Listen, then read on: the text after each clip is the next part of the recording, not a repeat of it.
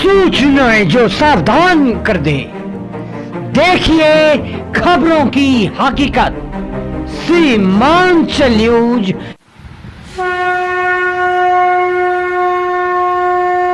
सूचनाएं जो सावधान कर दे। नमस्कार, मैं हूं आलोक सांडिल।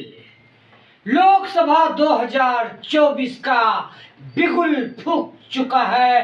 राजनीतिक महारथी अब आमने सामने आ रहे हैं। वहीं दूसरी ओर चुनाव को लेकर प्रशासनिक तैयारियां भी युद्ध स्तर पर है। सीमांचल न्यूज 2024 आम लोकसभा चुनाव पर विशेष कवरेज में एक बार फिर मैं आपका हार्दिक अभिनंदन स्वागत करता हूं।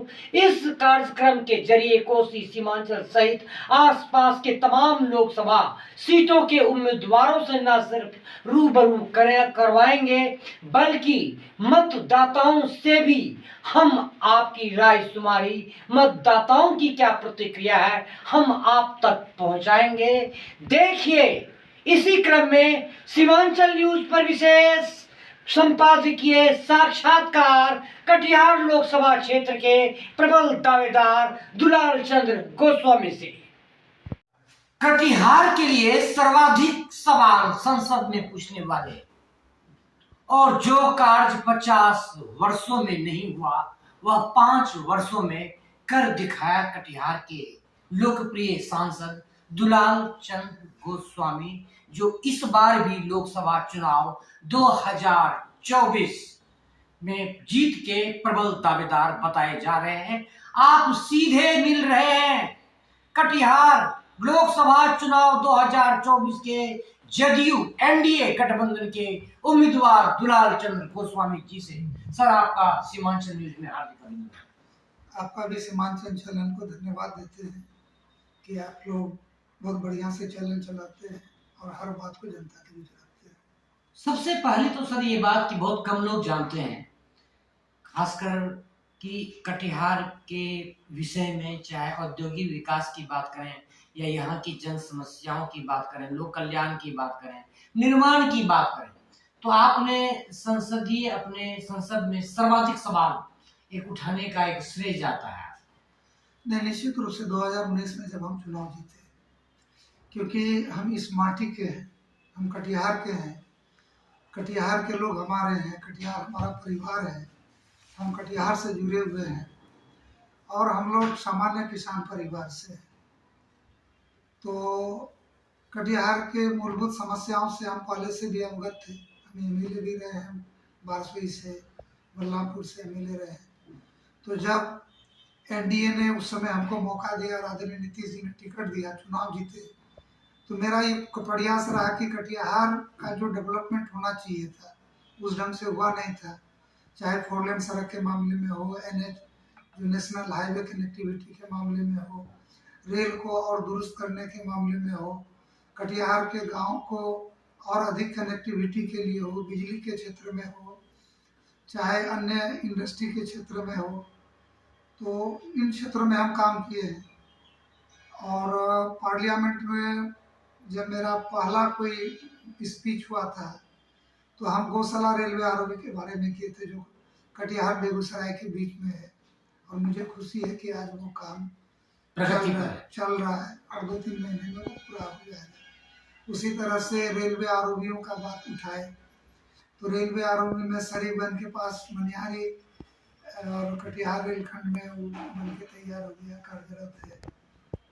दूसरा, कटिहार शहर के बीच एक पुराना रेलवे आरओबी था, तो रेल जो है जब डीजल इंजन से इलेक्ट्रिक इंजन हुआ तो उसका हुक फंसता था उसमें जी। तो हमने प्रयास करके एक नया रेलवे आरओबी कटिहार में बना, आप लोग देखे होंगे जी, और अत्याधुनिक बना है और वो भव्य बना है कम्युनिकेशन के दृष्टिकोण से भी। और लोग जब वहाँ जाते हैं तो देख करके बहुत खुश होते हैं और वहाँ खड़ा होते हैं तो लगता है कि नहीं, ये मेरा कटिहार है।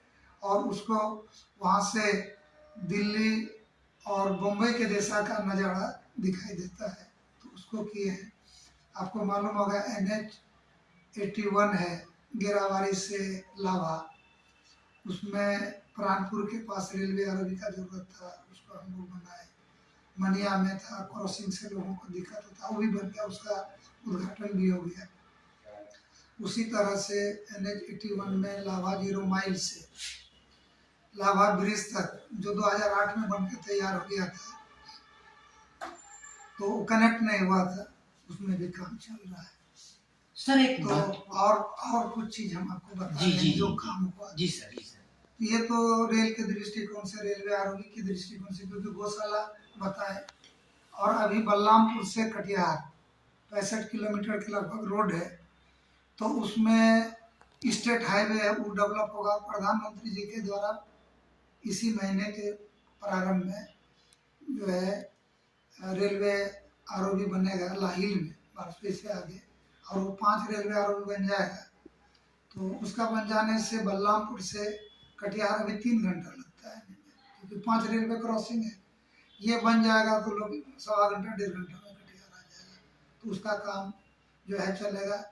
आने वाला दिन में वो सवाल भी हम बार बार उठा रहे हैं, छिटावरी और भगवान चौक का जो रेलवे ओवरब्रिज की बात है ओवरब्रिज है, जी, तो उसका डिजाइन भी बन रहा है, वो सब आ गया है और वो भी बनेगा। सरकार ने उसको स्वीकार कर लिया है। संतोषी चौक से DRM बिल्डिंग के पास इसका सारा नक्शा डिजाइन आ गया है, तो ये भी बन जाए। तो रेल कम्युनिकेशन के माध्यम से जो लोगों को कटिहार आने के लिए बाधा था, उसको दूर करने के लिए लगभग 12 जगह रेलवे क्रॉसिंग SH और NH और NHAI में जरूरी था, तो उसमें 10 का जो है हो गया है। 5 में काम चल रहा है, 5 सेंक्शन है, शिलान्यास हो गया है, और ये दोनों भी आने वाला दिन में होगा, और संतोषी चौक में भी होगा। लेकिन जो सबसे बड़ा काम, क्योंकि आपने कहा कि लोकसभा में क्या दूसरा विषय मेरा था, मनियारी साहिबगंज गंगा नदी ब्रिज, जो सबसे बड़ी उपलब्धि है। बिहार झारखंड जुड़ेगा और रोजगार का अवसर बढ़ेगा, और हम लोग का रोटी रोटी का भी रिश्ता है। तो वो पुल का काम चल रहा है लगभग 25,000 करोड़ से अधिक की लागत से। और उसी सड़क में नारायणपुर से पूर्णिया और कटिहार उदामा रेखा से दलम तक 8 किलोमीटर बाईपास, जिसमें एक जो सारी कटिहार तो है ही, लेकिन एक कटिहार जो औद्योगिक कटिहार बसेगा उसमें, और वो उसका उद्घाटन भी हो गया, प्रधानमंत्री जी ने कर दिया, वो चल रहा है। और पूर्णिया से कटिहार का दूरी भी समझिए तो एकदम बहुत कम हो गया। पहले 1.5-2 घंटा लगता था, अब लोग जो है 40-45 मिनट में पूर्णिया से नारायणपुर चला जाएगा, मनिहारी। तो ये सब काम और बहुत विषय उठाए हैं। कटिहार जूट मिल तो 2016 में बंद हो गया दिसंबर में, उस समय हम MP भी नहीं थे, लेकिन जब हम MP बने तो ये सब बात उठाई, लेकिन सरकार पहले ही उसको क्लोज कर दिया था। केवल कटिहार नहीं, देश के और 5 जूट मिल है उनके लिए। लेकिन मेरा प्रयास है कि उसके जगह पार्लियामेंट में भी उठाए कि जो नेचुरल फाइबर क्लस्टर, उसमें जूट भी आता है, केला आता है, और अन्य जो फाइबर है उस संबंधित इंडस्ट्री लगे। तो सरकार से हम बार बार बात करें, नदी कटाव है उस सब पर बात उठाए, बहुत जगह काम हुआ। प्रधानमंत्री सड़क इस समय, इस बार तो प्रधानमंत्री फेज 3 में ढेर सारा काम हुआ है, लगभग 120 ब्रिज प्रधानमंत्री, क्योंकि फ्लड इफेक्टेड एरिया है, जो टूटा फूटा ब्रिज था उसका बना। और एक बात तो आपको बहुत खुशी देगा कटिहार की जनता के लिए भी, कि एक मदन शाही ब्रिज था 1987 में टूटा था, अब इस बार उसका हम लोग कार्य प्रारंभ करा दिए हैं, 37 साल के बाद बन रहा है। उसी तरह से हपला से मैना नगर कानपुर को जोड़ता है। और एक सड़क जो है केवटिया से बैना, उसमें राजपति आधार 17 में टूटा था, और उस जो है 10-12 पंचायत कानपुर का और आजमनगर का उसके लिए इम्पोर्टेंट था, उसका भी हम लोग शिलान्यास कर दिया, कार्य प्रारंभ हो गया, संविदा भी नियुक्त हो गया है। उसी तरह से कदवा में कुछ वैसे काम जो वर्षों बरस से लंबित था। कदवा में एक लिंजी धार है और वहाँ ब्रिज बना ही नहीं, वो फ्लड इफेक्टेड एरिया है, चौकी मोना इस एरिया पड़ता है, उसमें मुखड़िया उसके बीच में। और वो ब्रिज बन जाएगा तो बरसात के दिन में भी लोग वैसी से जुड़ करके रहेगा, क्योंकि कदवा का संपर्क कट जाता है जी और ये टापू नुमा हो जाता है, तो वो सब बनेगा। और एवं प्रकार कटिहार में मेडिकल कॉलेज के लिए बात उठाए, पूर्णिया एयरपोर्ट बने उसके लिए कई बार बात उठाए। कटिहार जो केंद्रीय विद्यालय चलता है, नया केंद्रीय विद्यालय बने नहीं तो उसी में 2 शिफ्ट में चले, सैनिक स्कूल का बात हो। तो कटिहार का आधारभूत संरचना के लिए बहुत सारी बातें की हैं। अब कुछ चीज़ है जो सरकार उसको प्रस्ताव में ली है, जैसे आपका पटना से खगड़िया तक 4 लेन बन गया, तो खगड़िया से पूर्णिया लगभग 135 किलोमीटर ये 4 लेन नहीं बना है। तो इसके लिए हम कई बार लोकसभा में बात उठाए, क्योंकि मेंटेनेंस पॉलिसी में है, लेकिन सरकार ने, केंद्र सरकार ने इसको स्वीकार कर लिया। आदरणीय नितिन गडकरी जी का पत्र भी है कि मेंटेनेंस पॉलिसी जैसे समाप्त होगा कि हम लोग उसमें 4 लेन का काम शुरू करेंगे। मेरा कुछ नया डिमांड भी था पार्लियामेंट में। एक तो था कि कटिहार जो BS कॉलेज और तुलसी कॉलेज देख रहे हैं, 4 लेन से बस्तौल होके आजमनगर, लोहिया कुपरा, महानंदा नदी, फिर बारसोई, गांजन, महानंदा नदी उसमें भी, फिर बिघोर होकर के पश्चिम बंगाल का बाहिन, माकरा, वहाँ नागर नदी है, और ये होकर के रायगंज से बांग्लादेश। तो इसको भी पार्लियामेंट में बजट भाषण में कई बार उठाया, तो सरकार ने इस प्रस्ताव को भी स्वीकार कर लिया है और उसकी तैयारी चल रही है। और अगर ये बन जाएगा तो एक NH तो हम लोग को झारखंड से पूर्णिया मिल गया, एक पश्चिम बंगाल से कटिहार मिल जाएगा, जो कटिहार को कनेक्ट करा, तो कटिहार की आर्थिक समृद्धि और कम्युनिकेशन भी मजबूत होगा। ये ग्लोबल सिटी के रूप में कटिहार का आविर्भाव होगा। और एक बड़ा चीज और आने वाला दिन में होने वाला है जी कि आप पीर पैंती देख रहे हैं। जी सर। इस विषय को हमने 2-3 बार उठाया पार्लियामेंट में। पीर पैंती NH 80 से कारागोला में गंगा नदी, तो ऑब्वियसली ब्रिज बनेगा, और वहाँ से GT रोड से फुलबड़िया NH 31 जो बरौनी से, पटना से आती है, इसको जोड़ने के लिए नया NH। लेकिन भारत सरकार ने कहा कि NH का नया पॉलिसी बन रहा है, जब ये पॉलिसी बन जाएगा तो भारत सरकार का प्रायोरिटी सूची में ये सब बन जाएगा तो कटिहार बिहार के अन्य विकसित जिला में आएगा। तो बहुत सारी ऐसी बातें हैं जो पार्लियामेंट में रखे, और एक एक करके वो काम हो रहा है। सरकार ने उसको एक्सेप्ट भी किया है, और हम कटिहार के हित में उन्हीं बातों को रखे हैं जो कटिहार के विकास के लिए मील का पत्थर साबित हो। और कुछ काम हो भी रहा है, अधिक सारा काम हो ही रहा है, तो एक एक काम होगा। आपको एक बात पता है जी, ये असम का सिलचर से पोरबंदर तक माननीय अटल बिहारी वाजपेयी जी प्रधानमंत्री थे, तो महत्वाकांक्षी योजना था, उसको जोड़ने के लिए 3547 किलोमीटर सड़क बना। तो पूर्णिया से दालकुला के बीच में बैसी के बगल में चिड़ैया मोड़ है। जी सर। चिड़ैया में ब्रिज टूट गया था 17 में। जी हाँ जी हाँ। उस ब्रिज का भी बात उठाए, तो उसमें ब्रिज बन रहा है। तो कटिहार उसके अगल बगल का एक एक चीज का हित में हमने बात किया, और आपने सही कहा कि पार्लियामेंट में औसत जो देश का MP का है मेरा उससे ज्यादा रहा है, और हमने बिहार और कटिहार और देश ओरिएंटेड, क्योंकि कटिहार मेरी प्राथमिक सूची में था, पहली बार MP थे, तो उसको हमसे जितना, क्योंकि पार्लियामेंट में बोलने के लिए क्वेश्चन डालना पड़ता है, वो पास होता है, तो इसके लिए एक अलग एफर्ट, मेहनत पड़ता है। ऐसे खड़ा हुआ बोल दिया ऐसा नहीं है। और कटिहार के लोगों का प्यार स्नेह है, और पार्लियामेंट का भी धन्यवाद देते हैं कि मेरा वो सारा महत्वपूर्ण विषय आया और पार्लियामेंट में हमको उन विषयों को रखने का मौका मिला, और केंद्र सरकार ने उसको स्वीकार किया। एक सवाल पूछना चाहता हूँ सर, गुस्ताखी माफ हो। चाहे जदयू कोर कमेटी की बात हो, चाहे मुख्यमंत्री की ओर से बात हो, कई मंचों पर आप दहाड़ते नजर आते हैं। कटिहार से अन्य जिलों की बात करें, अन्य राज्य की बात करें, जदयू का एजेंडा आप सामने रखते हैं। आपने कटिहार में विकास की एक तरह से गंगा बहा दी, लेकिन बिल्कुल खामोश होकर। ना ही मीडिया में कोई प्रचार प्रसार का एक जो धमाल होनी चाहिए, मीडिया से भी लगभग आप एक दूरी बनाए रखते हैं। कई बार संपर्क करने के बाद आपसे संपर्क होता है, इसके पीछे क्या कारण है सर? क्यों, मतलब जबकि जब आपकी जो उपलब्धि रही है, मैं समझता हूँ कि ये अपने आप में एक अभूतपूर्व है। इसके बारे में बताइए सर। नहीं, देखिए, मीडिया तो इम्पोर्टेंट है, मीडिया महत्वपूर्ण है। आपकी सोच और आपकी कार्यों को, चाहे हमारी पार्टी के कार्यों को, हमारा जो नेता आदरणीय नीतीश कुमार जी है, वो भी बहुत काम किए हैं।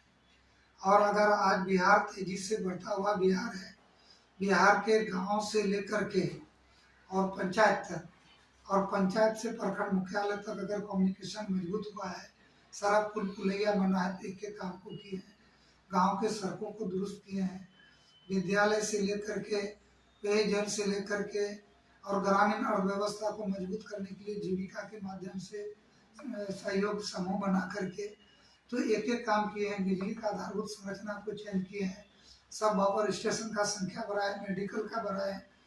तो हमारा नेता भी काम करते हैं, लेकिन बोलते कम है, और वो जितना काम करते हैं उससे कम बात, क्योंकि जनता जान जाती है।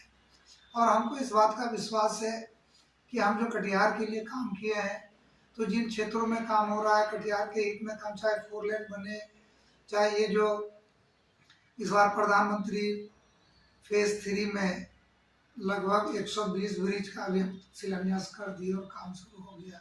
पिछले बार 57 ब्रिज बनाए थे फेज 2 में, पिछले बार 12 सड़क बना था जो स्ट्रेंथिंग और अपग्रेडेशन हुआ था, इस बार 40 बनेगा। उसका जो चौड़ीकरण पहले सवा 12 फीट 12.5 फीट था, 18.40 फीट होगा।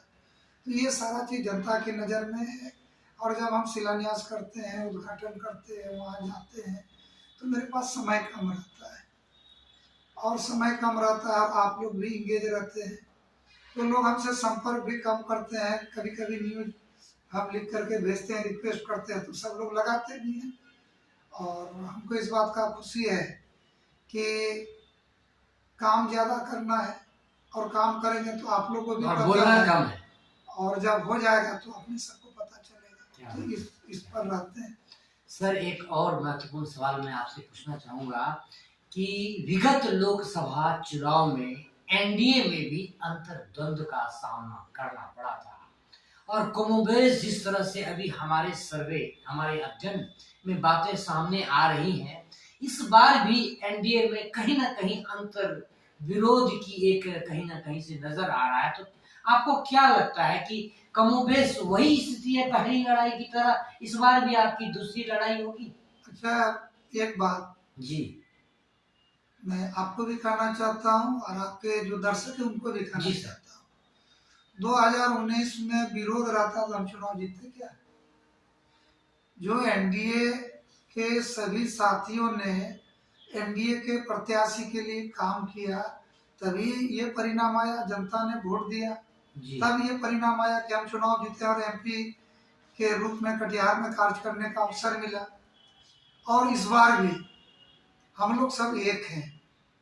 ऐसे आपको बाहरी ठीक है, अभी यूपीएससी का कंपटीशन हो, बीपीएससी का हो, इंजीनियरिंग का हो, स्कूल में एडमिशन लेने का हो, बढ़िया संस्थान में एडमिशन लेने के लिए जो एग्जाम होते हैं तो सब लोग देते हैं।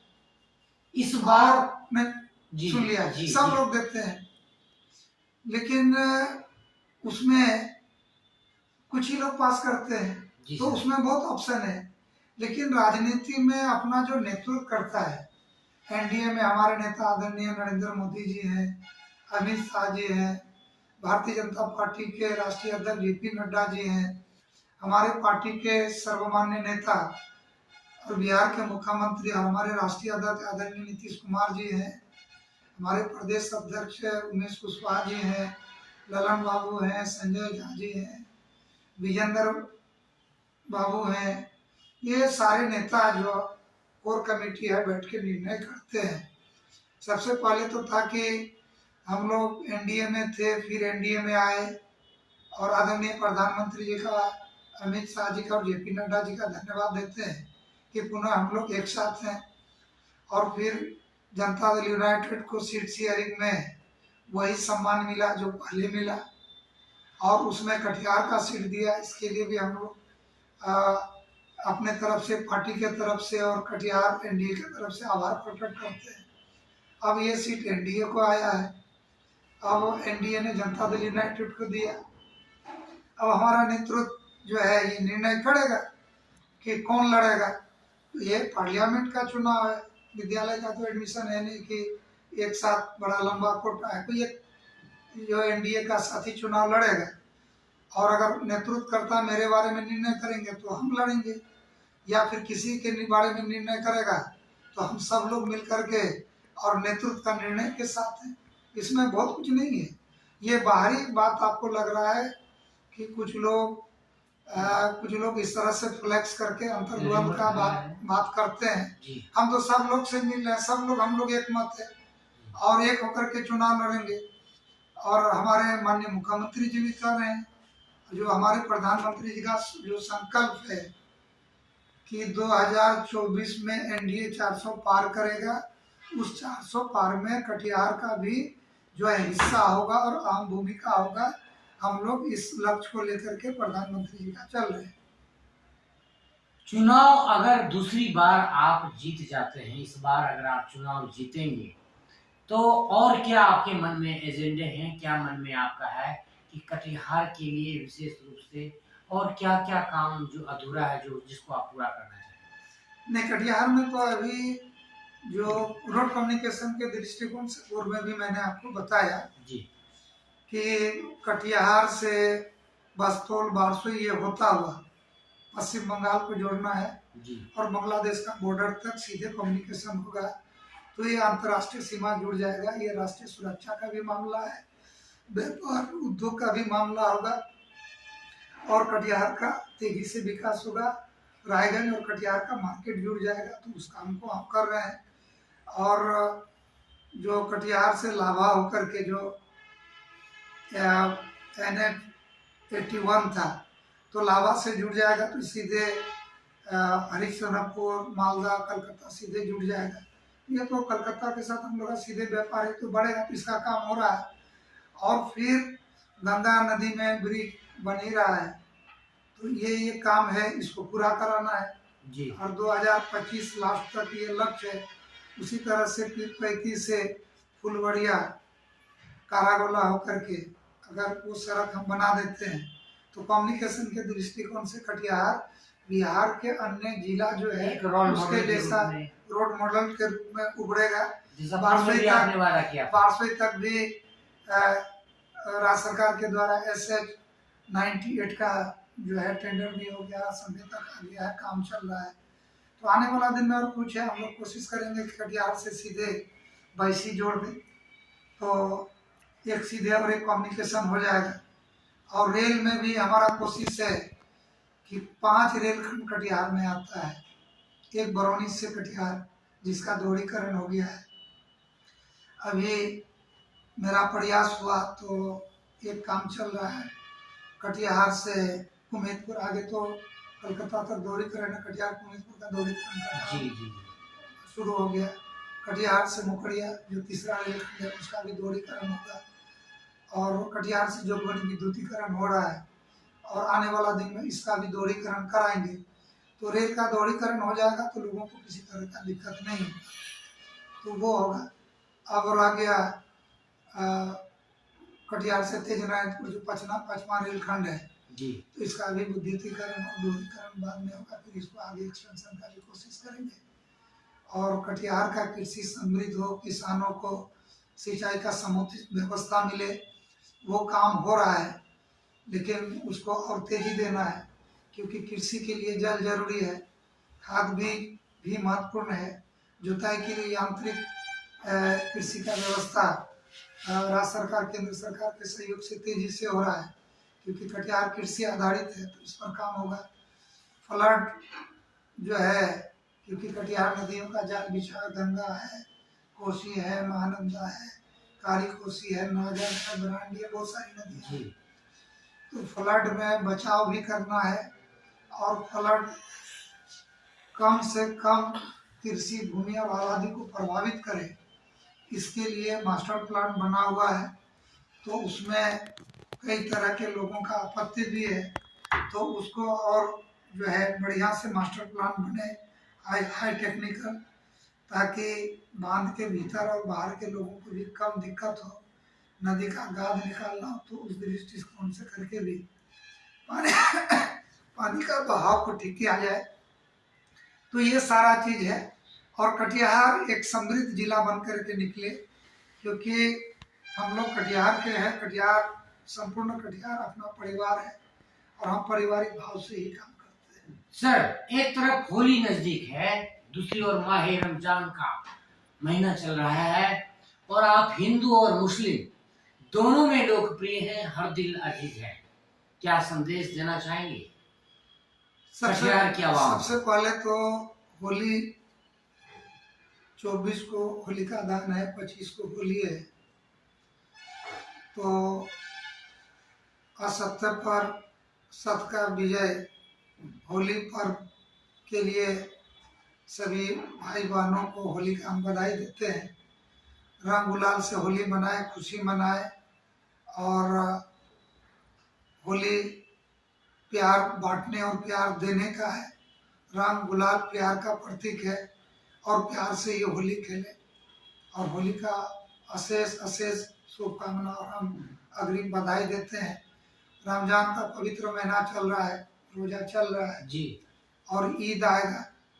तो सभी जो अल्पसंख्यक भाई बहन है और संपूर्ण कटिहार वासी को ईद का भी अग्रिम बधाई और शुभकामना देते हैं। आपको लगता है सर कि हिंदू और मुस्लिम दोनों मिलकर आपको वोट करेंगे, भारी मतों से जीतेंगे? क्योंकि देखिए- जैसा कि हमने एक लोकेशन पर किया, कई मुस्लिम समुदाय से भी हमारी टीम ने मुलाकात की, तो उनके बीच में भी आपके लिए एक अच्छी भावनाएं हमने देखी। कुछ हिंदू भाई लोगों में भी आपके प्रति हमने एक पॉजिटिव देखा, भावना, एटीट्यूड। तो आप क्या फील करते हैं आगामी लोकसभा चुनाव 2024 के बारे में? देखिए, हिंदू हम मुस्लिम हम फैक्टर हम के बारे तो में। लंबे समय से राजनीति करते हैं। जी, हम 12वीं से विधायक बने 1995। सबसे कम उम्र के विधायक।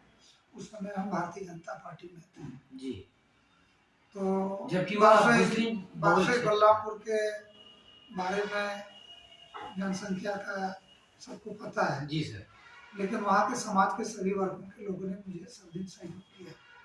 उस समय हम बीजेपी में थे। उस दिन हम इंडिपेंडेंट चुनाव लड़े, 65 बलरामपुर जब हो गया, तो उस समय भी लोगों ने सहयोग किया। हम सबका धन्यवाद करते हैं। और राजनीतिक परिस्थिति आई तो फिर हम बिहार सरकार में मंत्री भी बने, लेबर मिनिस्टर बने। जी, हम समाज के सब लोगों के लिए काम किए। और हमारे नेता आदरणीय नीतीश कुमार जी समाज के सभी वर्गों के लिए काम करते हैं, न्याय के साथ विकास करते हैं, सबके लिए विकास का काम करते हैं। तो वो भावना उस दिन भी था, आज भी है। हम हर समय समाज के सभी वर्गों को लेके चलते हैं और किसी से साथ कोई भेदभाव नहीं करते हैं, क्योंकि हर लोग हमारे हैं। सर, इस बार पुरजोर संभावना बताई जा रही है आपकी, खासकर विशेष उपलब्धियों को लेकर, विशिष्ट विकास की शैली को लेकर, कि इस बार अगर आप चुनाव जीतते हैं तो महत्वपूर्ण मंत्री पद से आप सुशोभित किए जा सकते हैं, जैसे कि राजनीतिक करियारों में भी चर्चा है। इस संदर्भ में आप कुछ कहना चाहेंगे? देखिए, हम एक सामान्य आदमी हैं और मेरा लक्ष्य है कटिहार को एक विकसित जिला बनाना, बिहार के विकसित जिलाओं की श्रेणी में कटिहार को लाना।